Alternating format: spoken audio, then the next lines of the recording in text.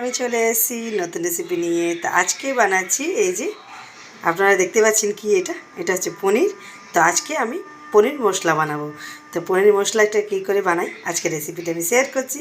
আপনারা দেখতে থাকবেন, সাথে থাকবেন, লাইক করবেন, সাবস্ক্রাইব করবেন। তো এই যে পনিরগুলো আমি পিস পিস করে কেটে নিয়েছি।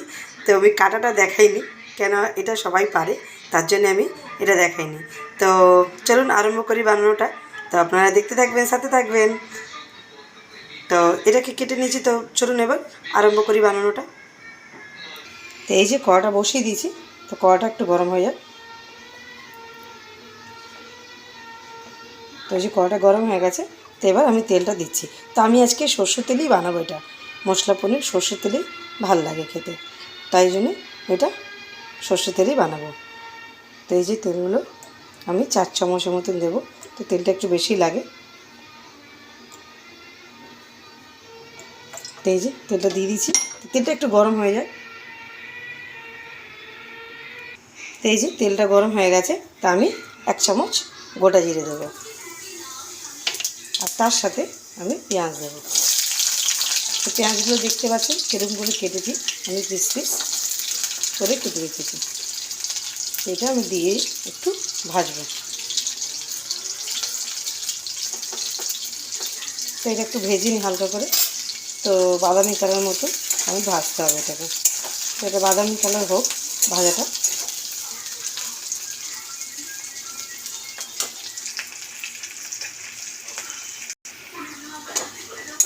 তো এই যে বাদামি কালার মতো হয়ে গেছে ভাজা। তো কত সুন্দর লাগছে, যেমন পনিরগুলো কেটেছি সেরকম পেঁয়াজটাও কাটা হয়েছে। তো এই যে এবার আদা রসুনের পেস্ট দেবো। তো এই যে 1 চামচ, 2 চামচ করে দিলাম। এবার এটা কষে নিতে হবে। তো কষার সাথেই আমি মশলাগুলো সব দেবো। একটু ঝাল থাকবে। তো কাঁচা গুঁড়ো লঙ্কা, হলুদ, জিরে গুঁড়ো,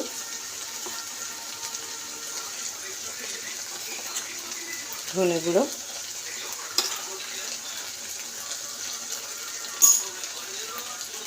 আর টমেটো আর কাঁচা লঙ্কা, আর তার সাথে নুনটা আপনি আপনার অনুযায়ী দেবেন। তো বুঝতে পারছেন নুনটা নিজের অনুযায়ী দিতে হয়, তাই জন্য এটা নিজের অনুযায়ী দেবেন। এইটাকে ভালো করে আমি কষে নেব।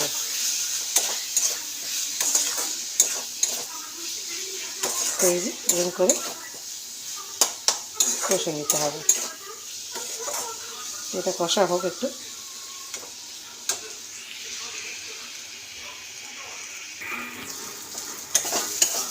এই যে কষা হচ্ছে,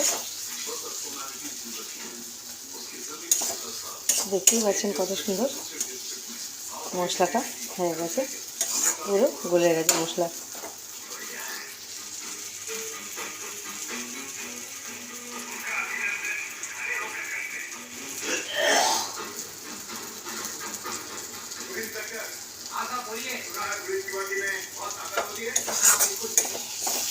আমার ক্যামেরাটা একটু ডিস্টার্ব করছে, যাই হোক এখন ঠিক হয়ে গেছে।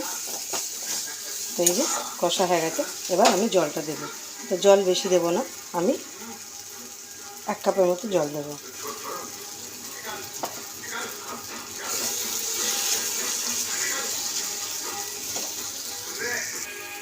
জলটা দিয়ে দিই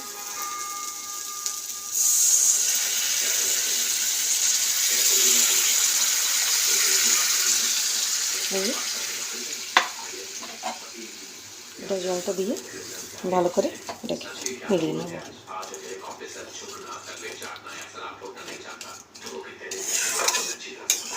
তো বেশি জল দিইনি, আপনাকে বলেছিলাম ছোটো গ্লাসে বা কাপে 2 কাপ মতো জল দিয়ে দিয়েছি। তো এটা ভালো করে একটু ফুটে যাবে। দেখতে পাচ্ছেন কালারটা কত সুন্দর এসছে। তো এটা ফুটে যাক। তো এই যে ফুটেও গেছে জলটা। তো তো এবার আমি পনিরটার মধ্যে দেবো। তো পনিরটা আমি কেটে রেখেছিলাম, সেটা বলে দিয়েছিলাম আপনাকে। এই পনিরটা আমি আস্তে করে দিয়ে দেবো। তো আমার একটা পনির তরকারিটা একটু ঝাল হবে, কেন একটু ঝাল ঝাল করে বানিয়েছি। তো এটা একটু ভালো করে ফুটে যায়, তো যেমন গায়ে গায়ে লেগে যায় ওরকম এটা হয়ে যায়। দেখতে পাচ্ছেন কত সুন্দর লাগছে কালারটা।